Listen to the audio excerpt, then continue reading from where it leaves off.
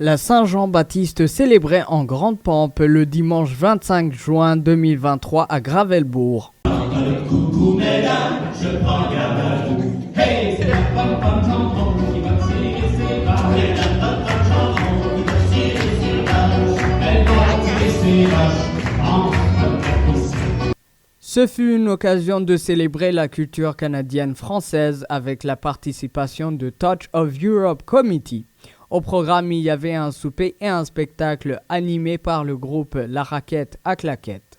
Pour commencer en beauté, dans les enceintes de l'école Mathieu de Gravelbourg, la maîtresse de cérémonie, Tabitha Mukamusoni a invité la présidente de la communauté françaiscoise de Gravelbourg à venir présenter un mot de bienvenue. Maria Lepage a débuté par remercier le bon Dieu avant d'inviter les participants à aller se servir le souper canadien-français. Après le souper, la maîtresse de cérémonie a présenté les membres du groupe La Raquette à Claquette et il s'est suivi la performance des 5 personnes qui constituent le groupe.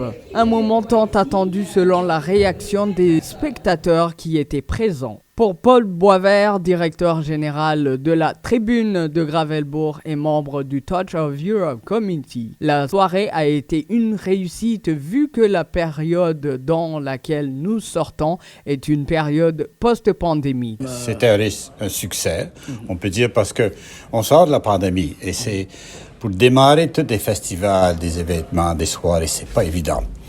Un des victimes, c'était le festival de nourriture, on appelle ça le Food Festival, où on faisait une grande soirée avec plusieurs pays, avec toutes les nourritures différentes. On peut plus faire ça, on a arrêté ça, on a décidé de relancer le projet, comment est-ce qu'on va faire ça.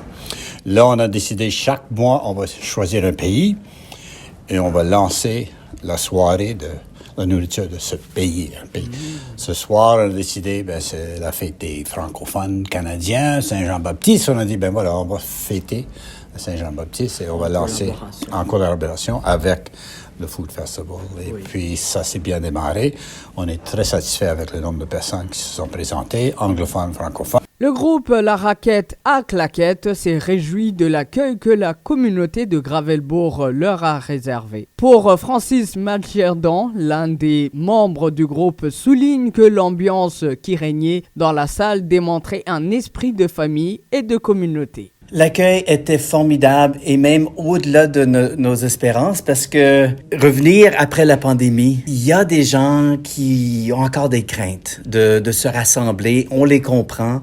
Alors, ça nous fait chaud au cœur de voir les gens qui veulent encore se rassembler, encore créer ce sentiment de communauté, de société, de générosité entre eux, de prendre des nouvelles de leurs amis, de leurs cousins et cousines. Oui. Il y avait le côté familial, le côté communautaire.